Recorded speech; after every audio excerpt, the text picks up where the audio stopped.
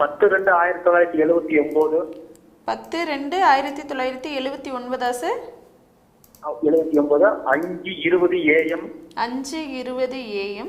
பிறந்த இடம் சார்? கோயம்புத்தூர். ராசி நட்சத்திரம் லக்னம் சொல்லுங்க சார். கடகராசி பூச நட்சத்திரம் மகர லக்னம்.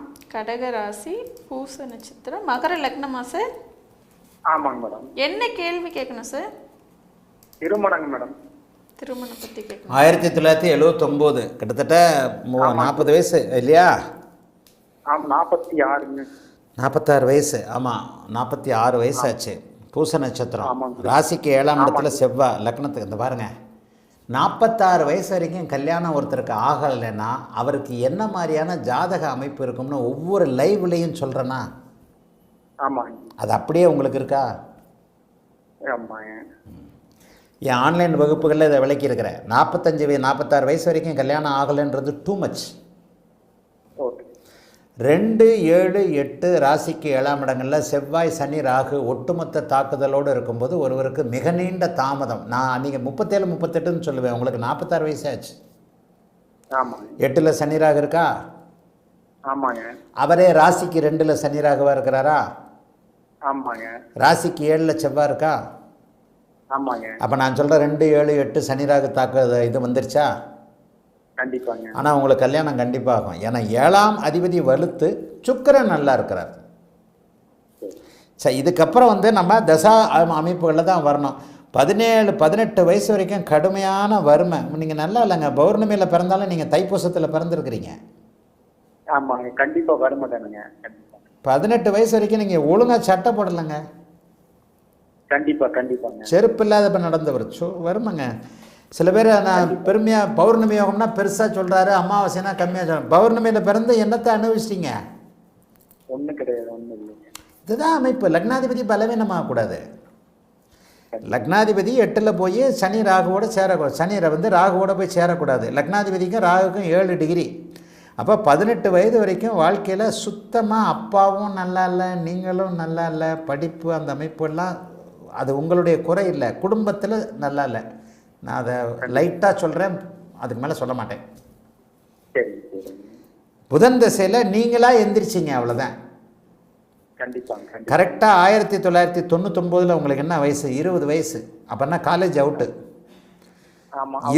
20 வயசுலேயே குடும்ப பொறுப்புக்கு புதன் தசை. சந்திர அதியோகத்தில் இருக்கக்கூடிய புதன் தசையில் 20 வயசுலேயே தோளில் பாரம் ஏறின ஜாதகம் உங்கள் ஜாதகம். 20 வயசுலேருந்து போராட்டம் தான். இப்போ சுக்கிரதசை நடக்குது. சுக்கிரதசையிலேயும் சூரிய சந்திரபுக்தி இப்போ தான். இப்போ சந்திரபுக்தி உங்களுக்கு நடக்குது. ஒரு மாதம் ஏதாவது மகர லக்கணம் கொஞ்சம் முன்ன பின்ன இருந்தாலும் கூட சந்திரபுக்தி செவ்வாய் புக்தியில் சந்திரபுக்தியை விட செவ்வாய் புக்தி 3க்குடையவர் 7ஆம் இடத்தை பார்க்கிறார். செவ்வாய் புக்தியில் உங்களுக்கு கல்யாணம் ஆகியே திருணுங்க. உறுதியாக உங்களுக்கு கல்யாணம் ஆகும் அடுத்த வருஷம். ஆனால் அடுத்த வருஷம் கூட ஆரம்பத்திலே கல்யாணம் ஆகாது. ஏன்னா 2028 பிப்ரவரிக்கும் இருக்கிறாரு.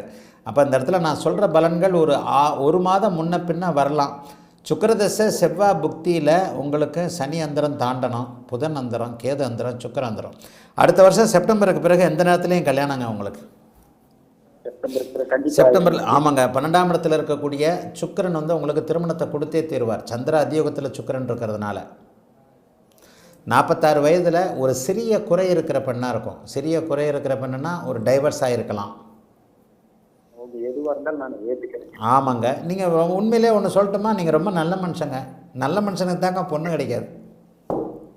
கண்டிப்பாங்க. ஆனால் நீங்கள் சொன்ன மாதிரி பயங்கரமான பாரத்தை சுமந்துட்டு இருக்கிறேங்க, அதுதான் உண்மைங்க.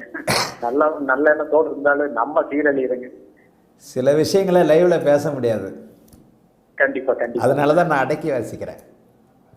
சில வார்த்தைகளை ரொம்ப பொறுப்பாக பேசணும். நான் பேசுகிற விளையாட்டாக ஒரு வார்த்தை பேசி அதை உங்கள் மனசை ஹர்ட் பண்ணிடக்கூடாது. நான் ரொம்ப கடவுள் எனக்கு கொடுத்த ஒரு வரம் வார்த்தைகளை அளந்து பேசுறது. நான் பேசுகிற வார்த்தைகளை நீங்கள் தான் சில நேரம் நுணுக்கமாக புரிஞ்சிக்க முடியும். மற்றவங்களுக்கு கூட ஏன் இப்படி பேசுகிறாருன்னு தோணாது. ஆனால் அடிபட்ட உங்களுக்கு தெரியும் இல்லையா? அதனால தான் அந்த செக்டாராக அதை பிரித்து சொன்னேன்.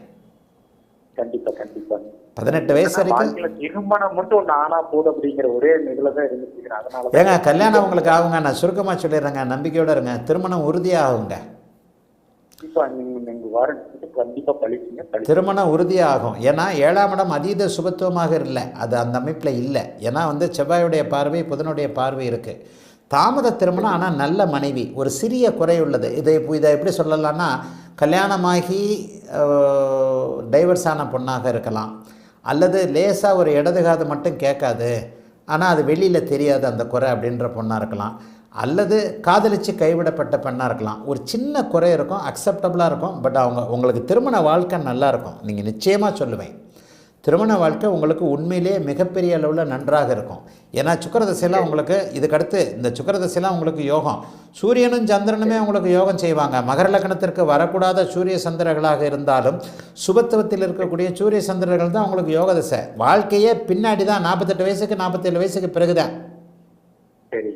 பொறுமையாக இருங்க, உறுதியாக கல்யாணம் ஆகும். கல்யாணம் ஆகும்போது என்ன நினைப்பீங்க, நான் சொன்ன மாதிரி ஒரு பலன் 1 மாதம் வேணால் முன்ன பின்ன வரலாம். சுக்கிர அந்தரத்தில் தாம்பத்திய சுகத்தை கொடுக்கக்கூடிய 12ஆம் இடத்துல இருக்கக்கூடிய சுக்கிர அந்தரத்தில் அவர் சந்திர அதியோகத்தில் இருக்கின்ற காரணத்தினால உங்களுக்கு திருமண பாக்கியங்கள் கண்டிப்பாக உண்டு. சுக்கிரதசை செவ்வாய் புக்தியில் பொறுமையாக இருங்க, கண்டிப்பாக நல்ல மனைவி அமைவாங்க. வாழ்த்துக்கள், நல்லா இருப்பீங்க. அழைத்ததற்கு நன்றி ஐயா. வணக்கம் குருஜி நேரம். வணக்கம்.